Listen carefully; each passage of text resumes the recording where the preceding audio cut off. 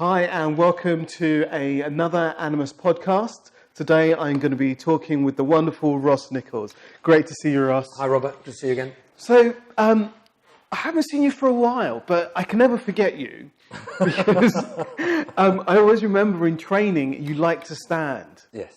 Yeah, and tell me a bit about that. Yeah, so the standing thing, there's two reasons for that. One is if I sit down for too long, I'll fall asleep. Secondly, I've got a bit of sciatica, and that aggravates it, so I like stand up. Cool, lovely. It always gave a really interesting flow to a weekend, just because it gave people permission to be in different spaces. And I found that really interesting, really useful. So, what are you up to these days? Oh, hang on, I haven't got a list with it. Well, I've got it written down here, but I couldn't read it out. But I suppose the three big things, the three strands that I'm working on, there's always business mentoring going on. Okay. There's always career coaching going on, and there's always well-being coaching going on. Those three things are often linked. So, for example, one of my clients at the moment, she's the CEO of a charity. She's based in London. Okay. And it started off as career transition. We're doing a lot of well-being stuff, and it's now morphing into business startup. So that's the three strands. The three strands that kind of interweave. They always keep emerging. And lovely. Yeah. Lovely. And is there a strand that sort of sits more favourably with you? I think where my energy is at the moment, I'm increasingly drawn towards therapeutic coaching. Okay. And there's so much to that. Yeah. It brings together so many other things, for example, mindfulness, emotional intelligence, and simply the quality of being. The importance of being rather than doing is really fundamental to this. Yeah, yes, the importance of being as opposed to doing. So tell me a little bit more about sort of how that's sort of showing up in your practice.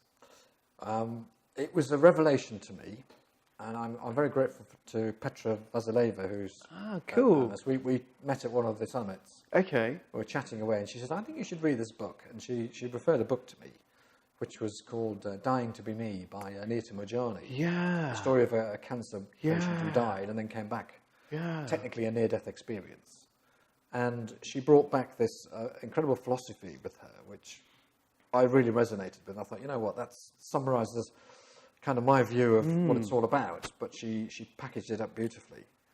And it illustrates for me the paradox of being versus doing. And in practicing this, I found this to be true, that the more I can let go of the need to do things, the sense of obligation, you must do this, you ought to do that, you should do the other, you need to do something, and just get into being mode, the more I get done. Okay. It's a paradox, but it's about being and just, authenticity, being oneself and all the rest of it. But it's incredibly powerful. Lovely. And I bring that to everything I do as much as I can. Okay. That sounds amazing, that notion of getting through the paradox. Because I can recognise what it means in my head. So cognitively I get it, to be more and to do less. But I recognise that in my being, or in my nature, I want to do stuff because that makes it feel like I'm getting something done. So how do you enable your clients to get into that? Or what is there a tool or a technique or a practice that you might use? Well, this is getting interesting. Through the cancer coaching community, I'm one of the co-founders of that, I've met some very interesting coaches, and one of them has written an academic paper on therapeutic coaching, which I'm absolutely fascinated by.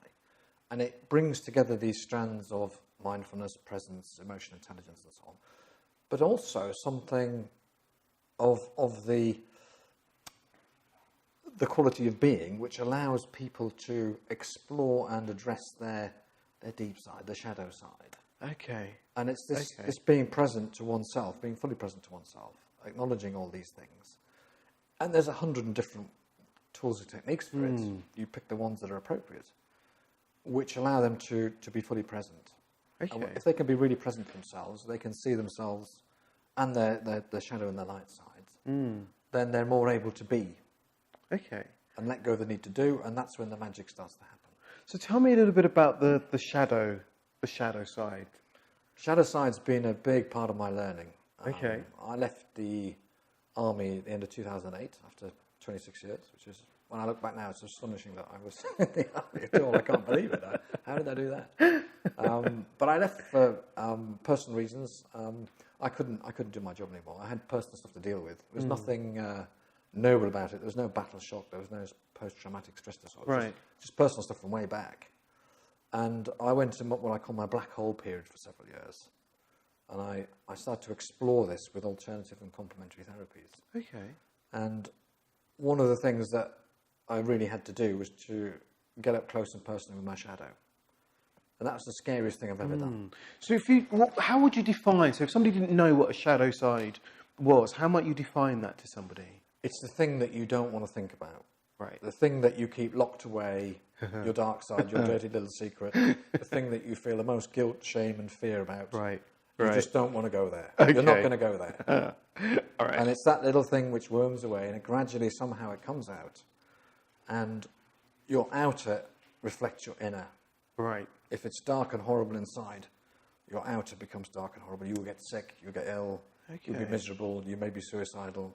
It can be very powerful and very dark. So that notion then of when we can help a client address that shadow side through choice and look at it, then we can work with it as opposed to it finding its way out.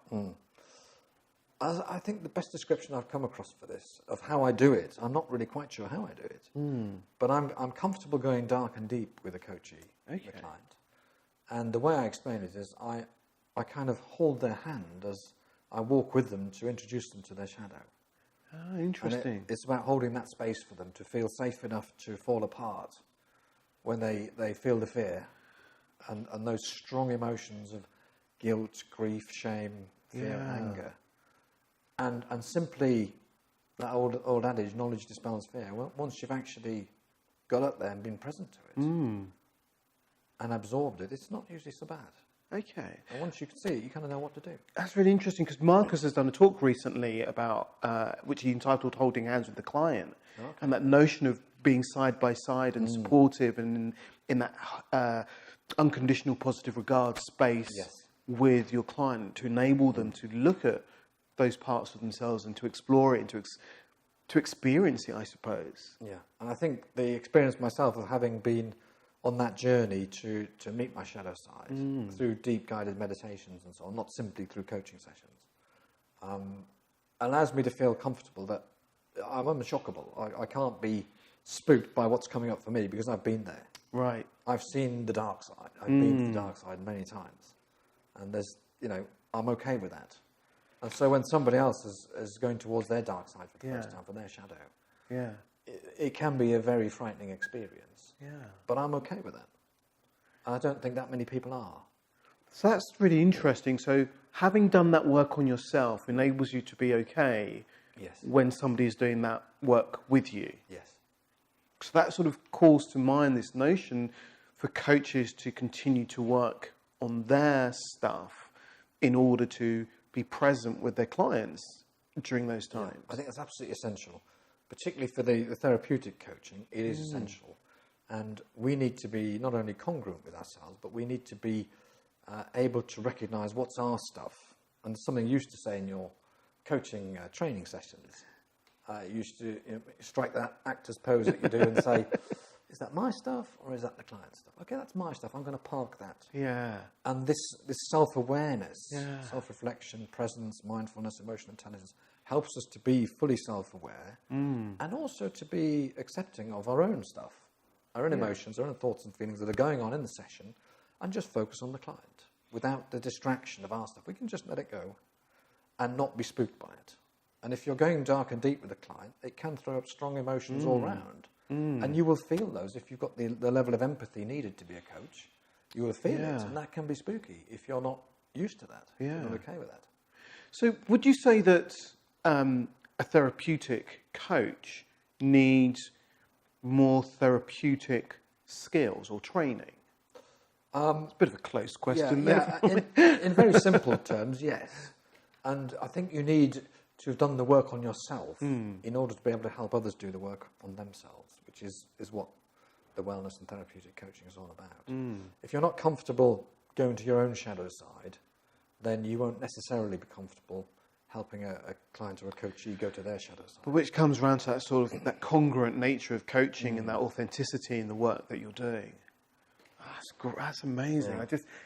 And that notion of having gone to, how long were you in that your black hole? I think 3 years. 3 years. And so working with alternative methods to enable yourself to come out of that space.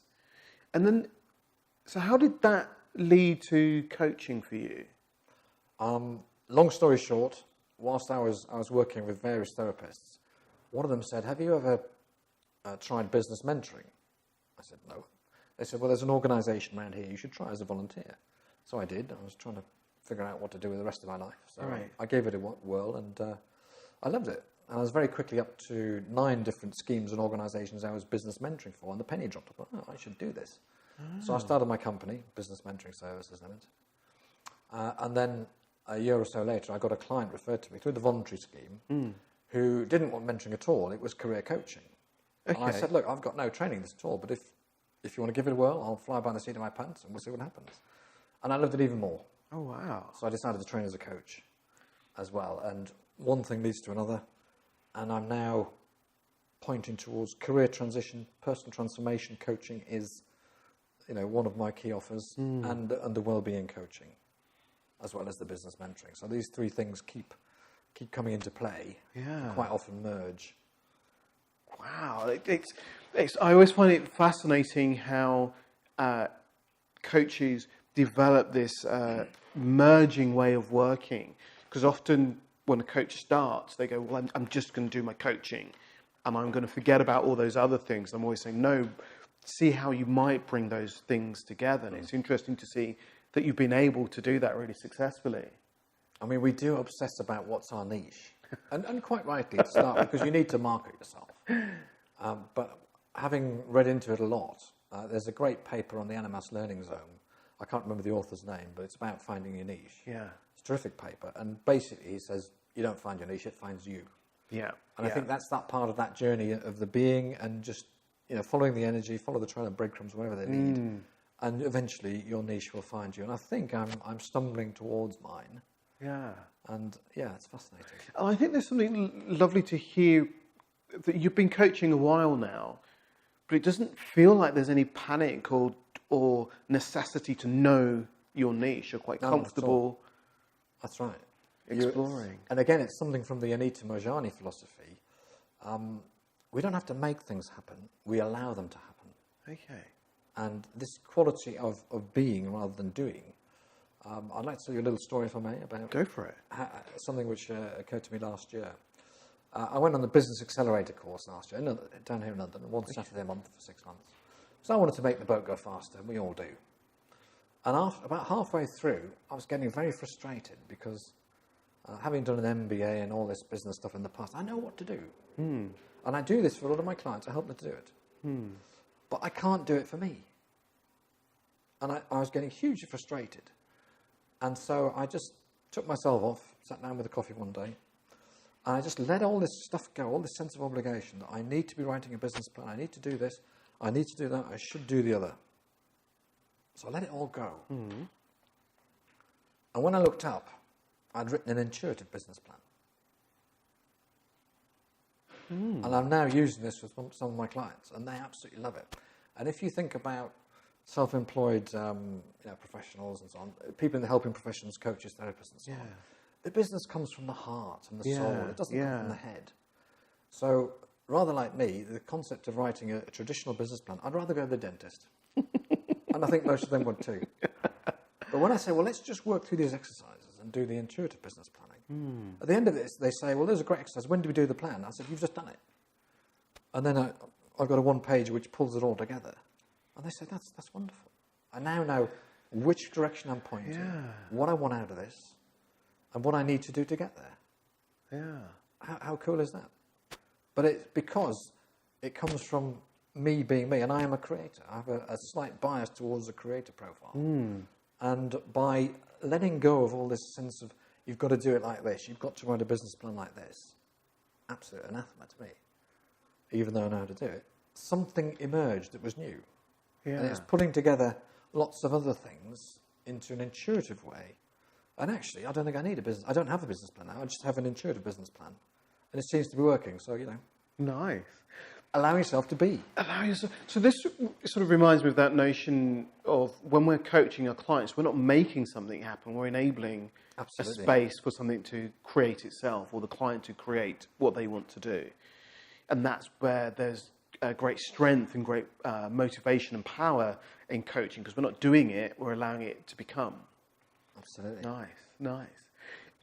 I suppose one of the things I wonder here is, if you didn't have all of those business skills prior to the intuitive business plan, would the same, we can never know this, but I sort of wonder, do those skills feed the intuition? Quite possibly. I suppose it gives me the confidence to say, I actually know what to do with the traditional left-brain logical business plan. I've been through it hundreds of times with other people and done it for various organisations. So knowing it inside out, I'm not frightened of it. I can respect it. I can let it go and say, okay, let's just park that and see what happens. And if I didn't know too much about it, I might be distracted saying, well, maybe there's a bit of that I need to do. I need to do this, I need to do that. Yeah, this reminds me of sort of new coaches learning models and getting very fixed to the model. And I sort of recognise there's a space where you use the model, you learn the model, you understand the model or the frame or the process. And at some point you go, now I can just do, or rather I can just be a coach. As opposed to being a coach that follows a model, I can just be a coach and see what happens and where it flows, and maybe I'll tug on a bit of grow or a bit of toolkit and see where it sits with my client when it's useful, as opposed to sticking rigidly to it. I think that's so true. And I think it was Peggy, I was on one of her training courses. She said, yeah, you've got to learn the rules. Once you've learned the rules, then you can break them. Well, this reminds me of pantomime. So, in a previous life, behind you, I worked in pantomime, and I worked with a Great Dane, Simon Thompson, and he said that in order to be a Great Dane and to create chaos in a pantomime, you have to know exactly what's going on, because otherwise you can't break the rules, and it's just madness. It isn't fun. It isn't humour. It's just chaos. And improvisers talk about the saying that you need to know the box and the rules, so you know what you're breaking, as opposed to just messing about. So what comes up for me when you say about, the pantomime dame and knowing when to break the rules is when you're in a coaching session, you're in deep rapport with the client and you really feel you're getting somewhere. Sometimes you just get this sense of knowing, this sort of sense of intuition comes up. And I think there's an element of mastery of the process then beginning to creep into your coaching. Yes. Because you've got the competencies, you follow the rules, and then you can freestyle. You just know it's time to freestyle. Yeah. And the most exquisite question can pop out of your mouth. And that's when you get that aha moment. The client's eyes pop out, they go, that's it. Yeah. And you know that experience. Yeah. And there is something about honing your practice that enables you to do that. So that notion of, if you're a coach but you don't have many clients, sometimes you can feel that you're always using models and it's quite clunky for you. But when you have that rush of 200 hours worth of coaching, you get to a point. So who is it that says this? There's a creativity thing they talk about. I think it's like 10,000 hours. Yes. And I don't know if it's the hours, but there's of conscious practice. So not of just practicing, but actually consciously practicing, that gets you to that tipping point. I think I'm some way off. But I do, excuse me, but I do practice reflectively. Yeah. As Nick suggests. Yeah. I use the ICF coaching competence and I score myself after each session. Nice. So what does that give you because I often talk about reflective practice, and I'm quite deeply entrenched in it from my creative background. And I'm curious about, what does that reflective practice bring for you? It brings huge learning and insight. It means that if you've ever read the definitions of the coaching competence, and I'm sure you have, at the basic level, they're quite simple. At the top end, they're really quite mysterious. And by reflecting and reading them after each session, the power and the subtlety begins, and the richness begins to reveal itself. And there are so many little subtleties to coaching. Yeah. And also you realise the mistakes you're making, and so you can eliminate some of the errors. Yeah. But usually when I think, God, was that session, I felt a bit clunky, and I look at it and I score it, and I think, actually, it wasn't so bad. I was using most of the competencies, not in a conscious way. So when I'm, I don't think, right, let's tick, trust and rapport, coaching presence, active listening. We're not ticking boxes here. But if I'm in the flow of a good session, what I find afterwards was that I was naturally exhibiting those behaviours and competencies. Yeah. So being in deep rapport and having the intention and the mindset for coaching allows the competencies to flourish, I think. And one of the things that I often talk to new coaches about is to run your session, do your session, and then afterwards look at the models and go, which model was I using? Which bit of a model was I using? So you can just kind of notice what's showing up in your coaching as opposed to consciously going, I'm going to use this model right now. Nice. Yeah, I think 90% of my coaching doesn't use any models consciously. And I think there's so much value in simply, you strike a coaching agreement with the client, say, what is it you want out of this, and so on and so forth. And then you just listen. And occasionally you just ask a little prompting question. Yeah. It's almost just toolkit. I mean, it's so simple, but it's so powerful. Yeah. And at the end of it, they'll say, God, that was amazing. And all you've done is sat there and listened, really, and nodded. Yeah. Really? But without you, they don't have the space. Indeed. Yeah. But I think it's very easy to think, I must have transaction analysis, I must have NLP, I must have CBC coaching, all lined up, ready to go. But actually, 90% of the time, I don't use a model. Not that I'm aware of. It's simply really being present and really listening. Deep listening. So here's an interesting question, or for me anyway, as a trainer of models. Do you think we could get rid of those models? Again, I think you need to learn the rules in order to break them. Yeah. So knowing those models, there are definitely times when you need them. And occasionally, when something's a bit technical, we've got... Nice. This is parent-child ego states. Perfect. Okay. However, I'm simply saying that in my limited experience, 90% of the time, I'm not using consciously a particular model. I'm simply being present. I think I remember talking with Carrie Brooks about coaching and models, and she was like, I don't use models. I just show up and allow it to happen. And she was aware that things like Spacer was very present for her, but it wasn't a conscious I'm going to. It was just that was a kind of way of working for her. And so I'm also aware that you do enjoy a CPD or two, a little bit of developmental learning. And to tell me a little bit about your love of CPD or love of learning. It's just part of my journey. I'm not consciously following a path to get to a particular destination. It's just as each opportunity comes up, and I just think, is this for me or not? Does it call me or not? And I've previously, my next one's the existential course in a few weeks' time, and I've previously looked at that. It's not for me. But I've got a client I'm working with at the moment, and he wants to go for walks in the countryside. So we go for walks in the countryside by the river, and we chat. And it's all about the meaning of life, and is there a God, and what is spirituality? Nice. And I'm very comfortable discussing this stuff. Yeah. Really interesting. And when I read the spec for the existential CPD, I thought, I need to do this course now. Lovely. So it's just arrived at the right time. Nice. Plus, of course, it's been run by Yannick. And I keep encountering his profile. So something says, it's time. I love that notion of, instead of planning what you're going to do, you just see what feels right. Allow yourself to... I think that's counterintuitive to our Western way of thinking. Yeah. But the more I can let go of the need to do that and just to be, the more I can allow it to happen, and it seems to happen. Brilliant. Wow. Awesome. So it's a spooky way of doing business, isn't it? But it seems to work for me. It seems to be working. Yeah, it suits me. And in just thinking about business, if somebody wants to find you, wants to work with you, how do we go about finding you? You could look up my websites, either businessmentoringservices.co.uk or transitiontransformers.co.uk. Awesome. Or ask Animas. I'm sure most of the staff there have seen enough of me now. Ross, it's been an absolute pleasure talking with you today. Thank you so Likewise, much. Robert. Thank you. Thank you. Cheers.